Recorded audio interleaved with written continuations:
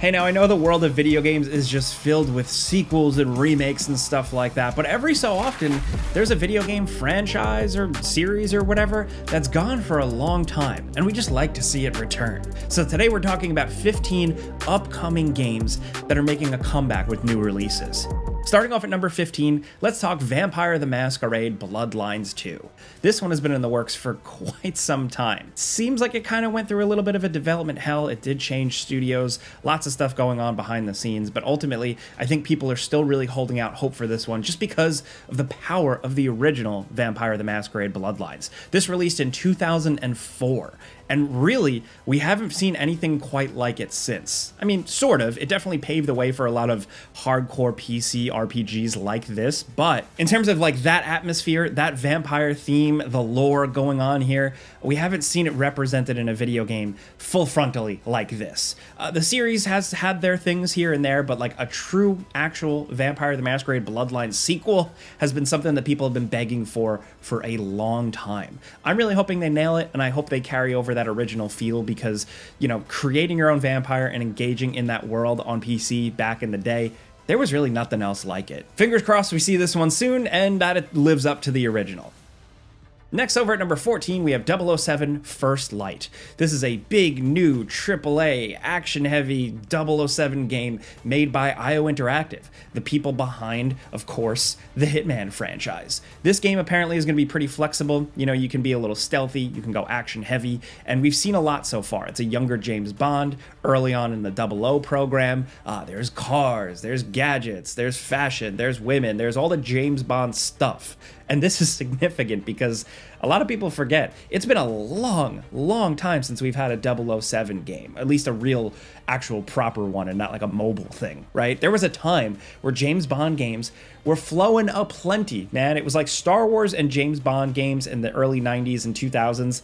They were just everywhere. The last main James Bond game was the disastrous 007 Legends in 2012. Activision put that out. It was pretty much a swing and a miss, and after that, that was it. So now we have a completely new developer and publisher taking on Bond, and honestly, I couldn't be more excited. Not only because it's a new James Bond game, but also it's just another different take on Bond. At the time of recording this, we're at that period right now, right, where we know that there's a new James Bond movie coming at some point, but we don't know who that Bond is or what exactly it's gonna feel like. So with First Light, we're getting a little taste of something, like a different Bond, and that's always good. Next, over at number 13, we have Mafia: The Old Country. The Mafia franchise is a pretty old one at this point. It was like the original was like a PC classic, but it's been a while since we've seen one. Yes, I know we had Mafia, the definitive edition, a few years back. That was really great, but before that, a mainline Mafia game was Mafia 3. Mafia 3 released way back in 2016. It doesn't feel like a long time ago, but trust me, at this point, it's almost 10 years ago. So with Mafia: The Old Country, they're doing something totally different. They're taking it back to the old country. The time period is rolled back. The setting is different. You're in Sicily. The technology is lower. So I think if they're taking the approach that they did with Mafia Definitive Edition, where it's not just an open world busy work game and more of a story focused linear action experience, I think that is the way to go. It's shaping up to look pretty awesome, and thankfully we don't have to wait too much longer for it. Next, over at number 12, we have Silent Hill F. Silent Hill is finally making a return, and I say that because it's not a remake, right? We just had the Silent Hill 2 remake. I thought it was pretty damn good, but Silent Hill F is the first completely new, like actual real Silent Hill game experience that we've had in quite some time. And I think there's a lot of potential here because they're throwing the baby out with the bathwater and trying something completely different. They're taking that feel, that aesthetic of horror that the series popularized, right? But they're bringing it to Japan. The timeline is different. You play as a younger girl. I don't know. There's just something about this that just seems like a cool change. The Japanese developers are excited to showcase a little bit more of their culture with this one while keeping the creepy fog, the gross, disgusting monsters, and the heady themes. I think that is a recipe for something interesting, something different. Is different going to be what the doctor ordered with this one? I don't know for sure, but I'm excited to see him try. Next at number 11, we have Super Meat Boy 3D. This marks the return of Super Meat Boy since his first proper real outing when Super Meat Boy released in 2010, which is crazy. Super Meat Boy 3D is a 3D version of that. and it just looks like a hell of a lot of fun. These games are challenging, addictive, brutal, and I think bringing it to 3D, just could be either really jarring or weird, and especially for hardcore fans, but it could be something pretty sweet. There is some gameplay out there the developers did reveal, and it does look like a good evolution of the series, at least if you're willing and you're open to some change. I think it's still probably going to be super challenging. Just looking at the gameplay and like speed runs and stuff are going to be nuts, but I think we're definitely going to try and get our hands on it and at least give it a shot when it releases in early 2026.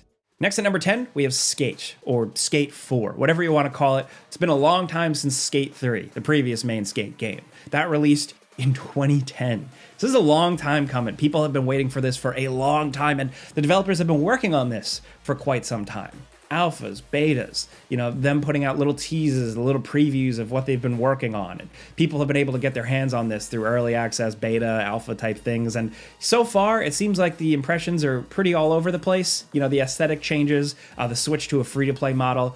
I don't know how exactly Skate 4 or Skate, whatever, is going to shake out, especially with EA involved. You always have to be a little skeptical. But if they're going for some endlessly playable skateboarding game that has new content, but it doesn't try and nickel and dime you too bad, I could be open to that experience. Either way, though, it does seem like the release to Skate is ramping up, no pun intended, because the developers have been showing a lot more of it. So maybe we'll see it real soon. Next, over at number 9, speaking of seeing real soon, Hollow Knight Silksong. Hollow Knight Silksong is, of course, the follow-up to the incredible 2D Metroidvania Souls-like game, Hollow Knight. And this one has been long in the works, teased. We thought it was going to come out, then it didn't come out, then it disappeared. It's been a long saga, but thankfully this year we've seen quite a bit more, and now we do know that according to Xbox, it should be releasing this year. Look, I say never. You never know with this game. This game has kept me on my toes for years now.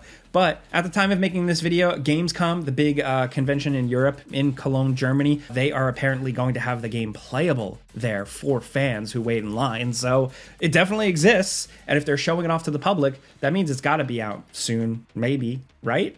Am I crazy? We'll have to wait and see.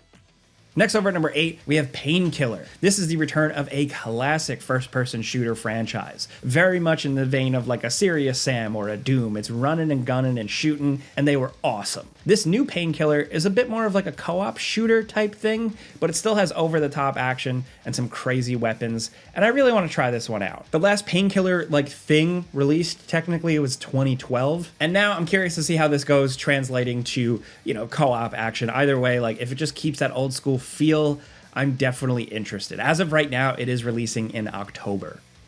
Next, over at number 7, we have Ninja Gaiden 4. This is just big old classic 3D Ninja Gaiden returning. It's been a long time since Ninja Gaiden 3, which left the fans kind of mixed, but Ninja Gaiden 1 and 2 are like undisputed great games, both versions of them. Ninja Gaiden 4 is going in a bit of a different direction. New character, Ryu is still there, but there's like a new character heavily featured, a lot more combat maneuvers and crazy stuff, because not only is this Team Ninja, but also Platinum Games, who specialize in combat, are working on this one. The jury's still out. I don't quite know if this one's going to be good or bad, considering Platinum Games has had a few misses more recently, but it would just be nice to have this style of Ninja Gaiden back. We're also getting classic, old school style Ninja Gaiden back, so if we can have 2D and 3D Ninja Gaiden back in full force in 2025, 2026, and they're both awesome, that would just be totally sick.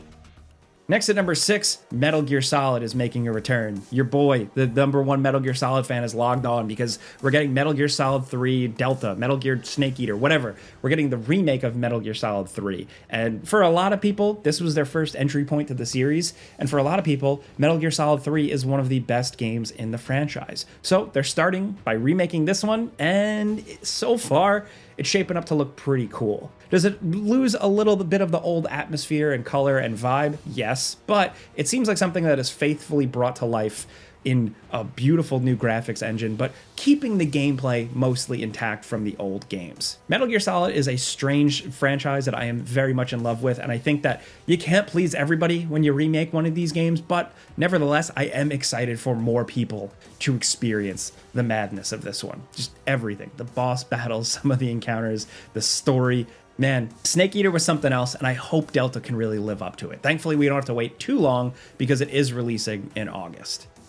Next at number 5, Styx is making a return. Styx is kind of like the more old school feeling stealth game from AA developers. They were very much mixed, but I just really appreciated what they did, and they certainly found their fan base with both Styx Master of Shadows and Styx Shards of Darkness. This is set in the world of orcs and men, so it's got a lot of lore, good fantasy feel to it, and Styx himself is just a grimy, gross goblin who you stealth around with. The last game, Shards of Darkness, was 2017, so it's been some time. Not the longest in the world. I remember covering Shards of Darkness on this channel, but it's been quite some time. And to be honest, I didn't know if we would ever see more Styx, so I'm excited to see what Styx Blades of Greed has cooking up here. We don't know too much about it other than that Styx has like new kind of supernatural abilities, and it's being once again developed by Cyanide and published by Nacon, and it's releasing at some point later in 2025.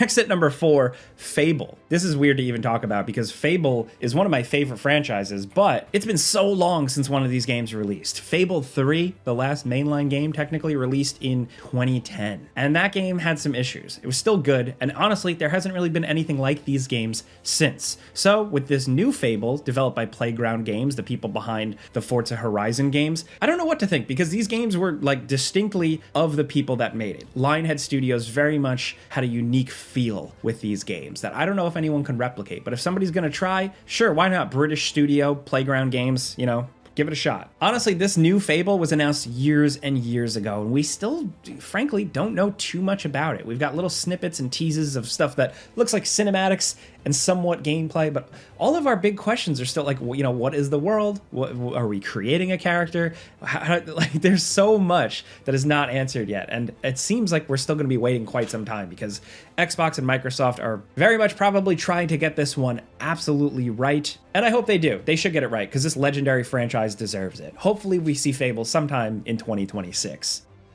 Next at number 3, Metroid Prime 4 Beyond. Dude, this is crazy because the last Metroid Prime game came out in 2007. Metroid Prime 3 Corruption was great, but since then, we have had a ton of cool different Metroid games and 2D Metroid games, but no Prime games, the incredible, tightly designed first-person ones. So, we're going back again now. Same studio, and they're making this killer new Metroid Prime game for Nintendo Switch 2. I was able to preview this and get my hands on a little bit of it, and it seems like exactly what you'd expect. New powers, way better graphics, crazy encounters and boss designs. And I'm really just hoping that Metroid Prime 4 can live up to the legends of those original games, especially the original Metroid Prime. If it can really scratch that surface in terms of like level design, music, atmosphere, and fun, we could have a huge hit on our hands.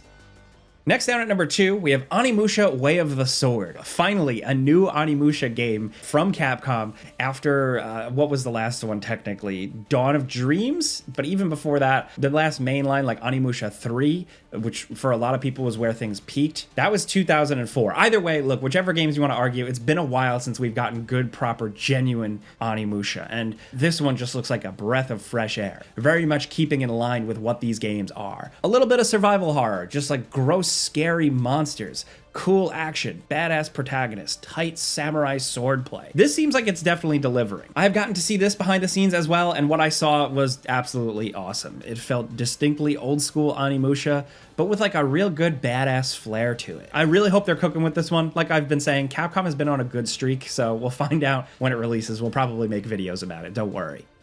Next down at number 1, Grand Theft Auto 6. Yes, man, it's been a long time, and this franchise is going to make a comeback with 6, because, believe it or not, and people don't like to admit this, Grand Theft Auto 5 released in 2013. Yeah. Think about what you were doing in 2013. Were you in school? Were you in a marriage and you got divorced? Were you even alive? Whoever you are, you can acknowledge it's been quite some time since the last GTA game. It's been making money hand over fist ever since it released, so I don't think it's like a problem for Rockstar or anything, but I'm glad that they're finally re-emerging with something new with Grand Theft Auto 6. A bigger, badder, crazier game, once again set in Vice City, but with insane graphics, possibly 2 main characters, we don't know for sure yet, but we do know it's releasing in 2026, and honestly, we can't wait to see it. Those are 15 game franchises that are making a comeback after many years away. There are probably some more out there, so we'd love to know what you think in the comments. But of these games, which are you looking forward to? Do you have history with previous games in these franchises? Let's talk. Sometimes sequels or returns are exciting, so that's what we wanted to do today. So let us know what you're thinking, but if you like this video, clicking the like button legitimately helps us out. Thank you. And if you're new, consider subscribing, maybe hitting that notification bell, because we put out videos every single day. But either way, as always, thanks for watching, and we'll see you guys next time.